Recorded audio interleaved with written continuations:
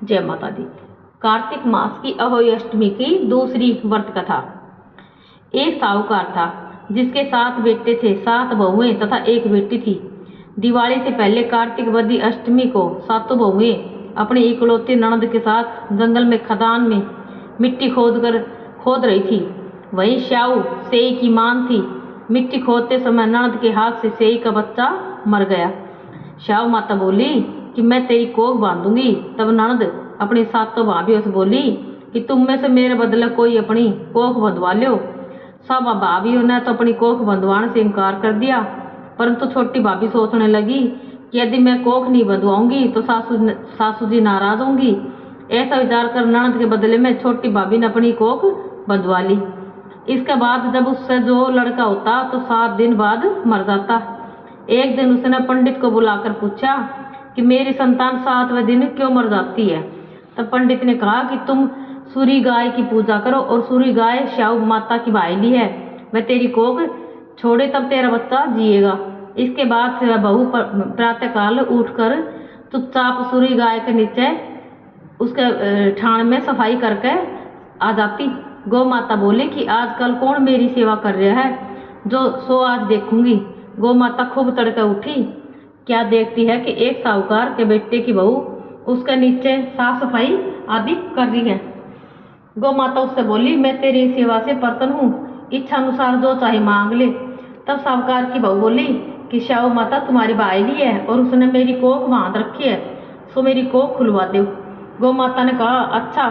अब तो गौ माता समुद्र पार अपनी भाईली के पास उसको लेकर चली गई। रास्ते में कड़ी धूप थी, सो वे दोनों एक पेड़ के नीचे बैठ गई। थोड़ी देर में एक सांप आया और उसी पेड़ पर गरुड़ पंखड़ी का बच्चा था। सांप उसको डसने लगा। तब साहूकार की बहू ने सांप मारकर ढाल के नीचे दबा दिया और बच्चों को बचा लिया। थोड़ी देर में गरुड़ पंखड़ी आई तो वहां खून पड़ा देखकर साहूकार की बहू के चोंच मारने लगी। तब साहूकार ने बोली कि मैंने तेरे बच्चों को नहीं मारा, बल्कि सांप तेरे बच्चों को डसने आया था। मैंने तो उससे तेरे बच्चे की रक्षा की है। यह सुनकर गरुड़ पंखड़ी बोली कि मांग, तू क्या मांगती है। वह बोली 7 समुद्र पार श्याऊ माता रहती है, हमें तू उसके पास पहुंचा दे। तब गरुड़ पंखड़ी ने दोनों को अपनी पीठ पर बैठाकर श्याऊ माता के पास पहुंचा दिया। श्याऊ माता उन्हें देखकर बोली कि आ बहन, बहुत दिनों में आई। फिर कहने लगी कि बहन मेरे सिर में जू पड़ गई। तब सूरी के कहने पर साहूकार की बहू ने सड़ाई से उनकी जू निकाल दी। इस पर श्याऊ माता प्रसन्न हो बोली तूने मेरे सिर में बहुत सड़ाई डाली है, इसलिए तेरे 7 बेटे 7 बहुएं होंगी। वह बोली मेरे तो एक ही बेटा नहीं, 7 बेटे कहाँ से होंगे। श्याऊ माता बोली वचन दे दिया, वचन से फिरूं तो धोबी के कुंड में कांकरी होकर गिरूं। जब साहूकार की बहू बोली मेरी कोख तो तुम्हारे पास बंद पड़ी है। यह सुनकर श्याऊ माता बोली तूने तो मुझे बहुत ठग लिया। मैं तेरी कोख खोलती तो नहीं, परंतु अब तो खोलनी पड़ेगी। जो तेरे घर तुझे 7 बेटे 7 बहुएं मिलेंगी। तू जाकर उजमन करिए, 7 ओई बनाकर 7 कढ़ाई करिए। वह लौट कर घर आई तो वहां देखकर कि 7 बेटे 7 बहुएं बैठे हैं। वह खुश हो गई।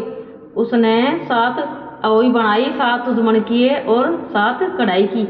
रात्रि के समय जेठानियां आपस में कहने लगी कि जल्दी जल्दी नहा कर पूजा कर लो, कहीं छोटे बच्चों को याद करके सदरोई रोने ना लग जाओ। थोड़ी देर में उन्होंने अपने बच्चों से कहा अपनी चाची के घर जाकर देख के आओ कि आज वो अभी तक क्यों नहीं रोई। बच्चों ने जाकर कहा कि चाची तो कुछ मान रही है, खूब उजमन हो रहा है चाची के यहाँ तो। यह सुनते जेठानियां दौड़ी दौड़ी उसके घर आई और जाकर कहने लगी कि तूने अपनी कोख कैसे छुड़वा ली। वह बोली तुमने तो कोख बंधवाई नहीं, सो मैंने कोख बंधवा ली थी। अब श्याऊ माता ने तो कृपा करके मेरी कोख खोल दी। श्याऊ माता ने जिस प्रकार उस साहूकार की बहू की कोख खोली, उसी प्रकार हमारी भी खोलियो, कहने वाले सुनने वाले की तथा सब परिवार की खोलियो। जय माता दी।